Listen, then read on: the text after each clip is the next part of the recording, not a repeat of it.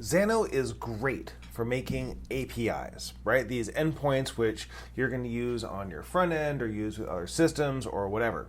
And there's some first party integrations that make that relatively easy to do. And now you also have the ability to click on copy the endpoint URL and bring that into up here to sort of see exactly what the URL would be that's going to come from one of these particular endpoints. But when we're importing an API endpoint to another system, it can be really helpful to have an example, right? Like a curl example, like we see in other API documentation. And now with the state change extension, you can do that. And this is actually a free feature. So if you have the state change extension, which you can just sort of get from Google Chrome Store, and there's going to be a link to that in the in the description, you can immediately you will see some additional buttons show up. One of which is going to be this Get Curl Example button. And this Get Curl Example button will, if you click on it, give you a demo of what this stuff will all look like. And you can copy that, and then you can paste that into the system of your of your choosing here. So if I were to go bring over a text editor here, I can sort of paste it in and it'll just work. If I were to bring up my terminal, I can also paste it into here,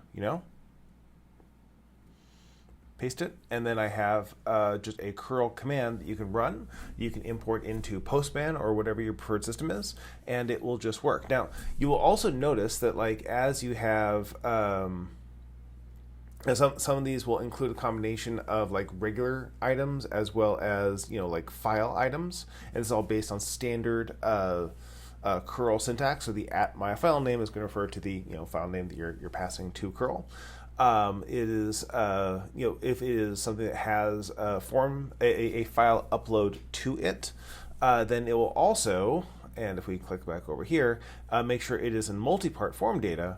Whereas if I were to publish this for a second and get rid of that particular element from the published version, you see now it shows as being application JSON. So it prefers application JSON for data structures that are clear that way. And if it is not, then it will facilitate the other. And if it is an authenticated endpoint, it shows the authorization header. And Xano is complicated. There's lots of stuff that you can do to change these things. So, this curl command is based on the hints that's seeing from Xano itself. If you have additional requirements or additional ways that your system works, it may well be that it's not quite enough. But I think for the majority of cases, this is going to be pretty helpful. So now you have the ability to go grab those curl examples, and you can grab them from your individual endpoints as well as just from your groups like we have here. Like you have your authentication login, great. You get to just sort of plug that in, copy and paste that, put the curl command where you need it to. I also find these curl commands can be really useful for giving to AI to give it hints as to what kind of JavaScript it should create in the front end to build out Cody stuff for you. But you can experiment with all that at your convenience. And please let me know in the comments about any questions you have or suggestions for improvement, because we're all about trying to make working with Xano go as easily as it can. I'll talk to you again soon. Bye.